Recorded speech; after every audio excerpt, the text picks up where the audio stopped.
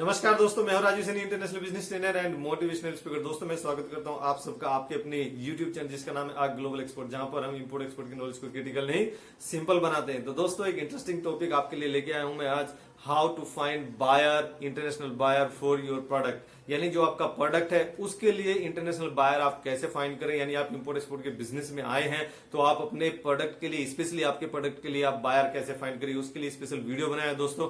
तो सबसे best option है, यानी आप नए हैं, आप ये मार्केट में नए आए हैं या नया एक्सपोर्ट आप कर रहे हैं, आपको नहीं मालूम है कि आप बायर कैसे फाइंड करना है, तो सबसे बेस्ट पहला ऑप्शन है कि आप इंडियन एम्बेसी को आप मेल कीजिए। आप डायरेक्ट गूगल में वेबसाइट गूगल में डायरेक्ट टाइप कर सकते हैं इंडियन एम्बेसी यूएसए या Indian embassy Canada, Indian embassy Germany, Indian embassy UK.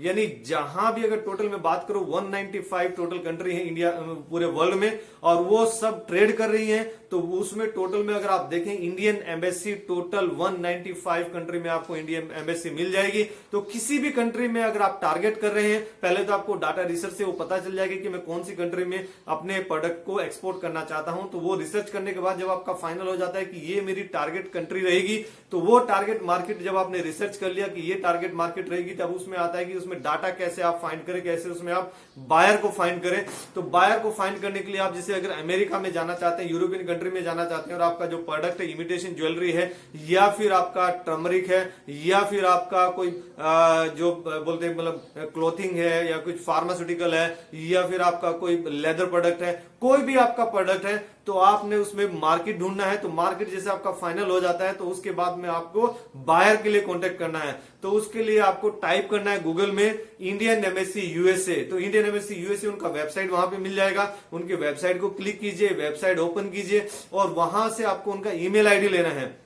Normally कई बार कुछ लोग क्या करते हैं, इंडियन एम्बेसी यानी इंडियन की जो एम्बेसी है जो दिल्ली में है उनको मेल कर देते हैं। और कई बार बोलते हैं कि सर मैं तो 2 महीना हो गया, मेरा कोई मेल नहीं आया, मुझे कोई रिस्पॉन्स नहीं आया, कोई रिप्लाई नहीं आया, इंडियन एम्बेसी कुछ हेल्प नहीं किया। तो दोस्तों मुझे कई बार वो सुन के भी मतलब थोड़ा ऐसा लगता है, प्लीज डोंट माइंड, लेकिन हमें सिर्फ यही देखना है कि हमारी टारगेट मार्केट क्या है।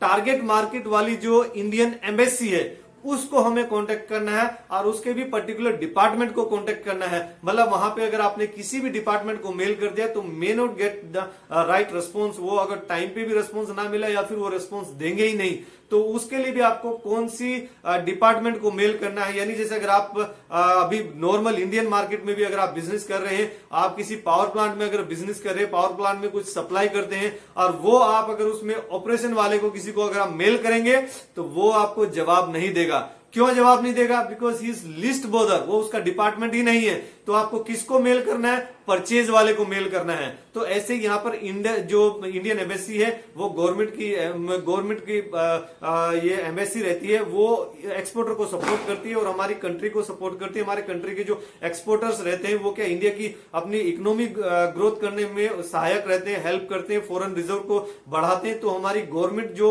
इंडियन एम्बेसी रहती है वो हमेशा सोचती है कि हम अपने एक्सपोर्टर की जितनी हो सके उस लिमिट तक हम उनकी सपोर्ट करें, उस लिमिट तक उनका हम एक्सपोर्ट में मदद कर सकें। तो आप उनको ईमेल कीजिए, एक ईमेल ड्राफ्ट कीजिए, और उसके डिपार्टमेंट जो रहते हैं, ट्रेड डिपार्टमेंट को आप उनको मेल कर सकते हैं, कॉमर्स डिपार्टमेंट को उसको मेल कर सकते हैं, इकोनॉमी डिपार्टमेंट है उनका, 3 डिपार्टमेंट ऐसे ऐसे रहते हैं। इन तीनों डिपार्टमेंट में आप तीनों को भी अलग अलग भी कर सकते हैं, तीनों को साथ में भी कर सकते हैं, या तीनों में से किसी एक को भी कर सकते हैं। अगर इसमें से तीनों में से किसी एक को भी आपने मेल किया, अच्छे से मेल आपने ड्राफ्ट किया, जरूरी नहीं कि आपको बहुत लंबा चौड़ा मेल लिखना है, नो नीड।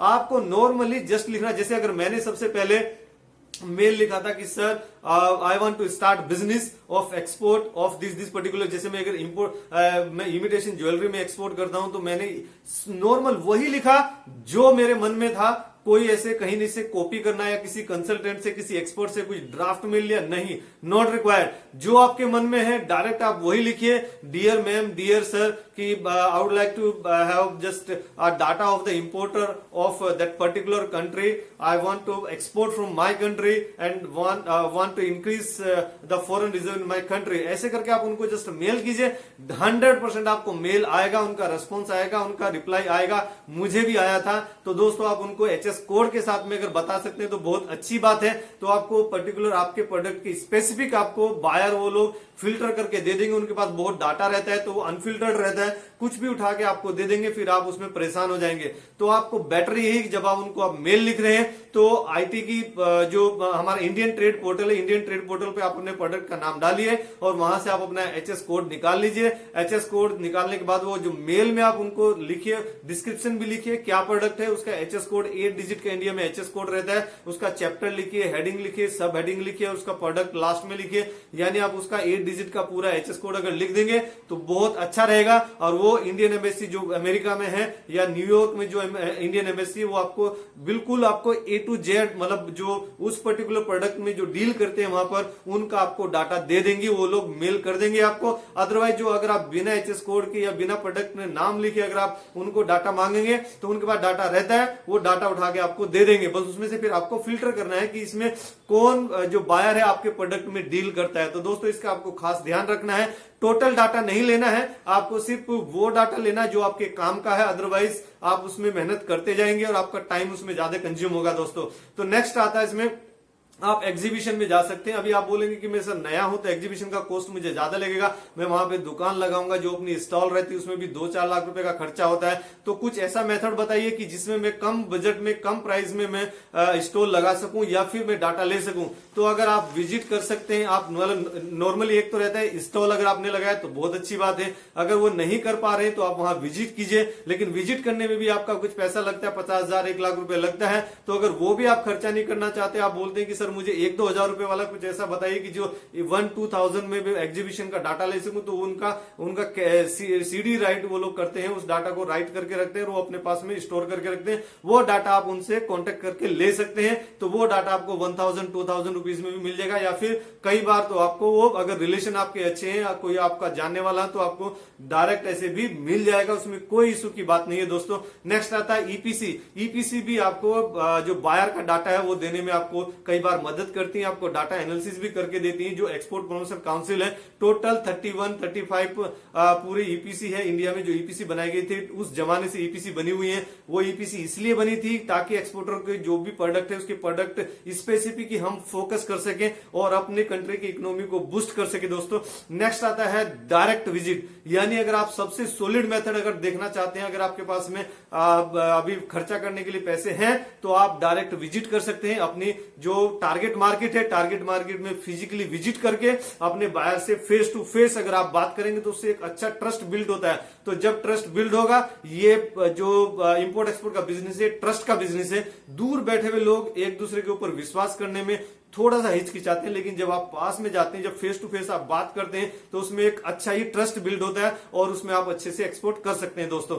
नेक्स्ट आता है फ्रेंड्स एंड रिलेटिव्स, यानी जैसे अमेरिका में आपका, थाईलैंड में, जर्मनी में, कहीं भी जैसे अगर आपके दोस्त रह रहे हैं और वो आपका टारगेट मार्केट है, आपने कुछ ऐसा प्रोडक्ट चुना है जो कि उस कंट्री में आपको भेजना है, तो उनसे आप संपर्क कीजिए, उनसे कांटेक्ट कीजिए और उनसे आप बात कीजिए कि यहाँ पर किस मार्केट में कौन सी जगह पर ये जो वहां पे सेल होता है और वहां पर जो सेल कर रहे हैं लोग वही आपके इंपोर्टर हैं, यानी वही आपके बायर है। उनसे आपको डायरेक्ट कांटेक्ट करना है, उनके थ्रू भी आप कांटेक्ट कर सकते हैं दोस्तों। तो ये वेज बताए थे मैंने कि आपके प्रोडक्ट के रिलेटेड क्या है जिससे आप डायरेक्ट बायर को फाइंड कर सकते हैं यहीं पे बैठे या फिर आप जाके। तो ये सब वेज बताए दोस्तों। आप इंपोर्ट एक्सपोर्ट के बिजनेस में आइए। अगर ये वीडियो आपको अच्छा लगा तो जरूर आप इसको लाइक कीजिए, चैनल पे नए हैं तो जरूर सब्सक्राइब कर लीजिए दोस्तों, ताकि इंपोर्ट एक्सपोर्ट रिलेटेड आपके पास में वीडियो सबसे पहले आपके मोबाइल पे आए दोस्तों। तो इसी के लिए मैं पूर्ण विराम देता हूं दोस्तों। इसको आप इस वीडियो को ज्यादा से ज्यादा उसको शेयर कीजिए जो इंपोर्ट एक्सपोर्ट के बिजनेस में आना चाहते हैं या फिर बिजनेस कर रहे हैं और इंटरनेशनल बिजनेस में आना चाहते हैं या फिर जॉब कर रहे हैं और बिजनेस में आना चाहते हैं। Let's do export together. Thank you very much, thank you very much.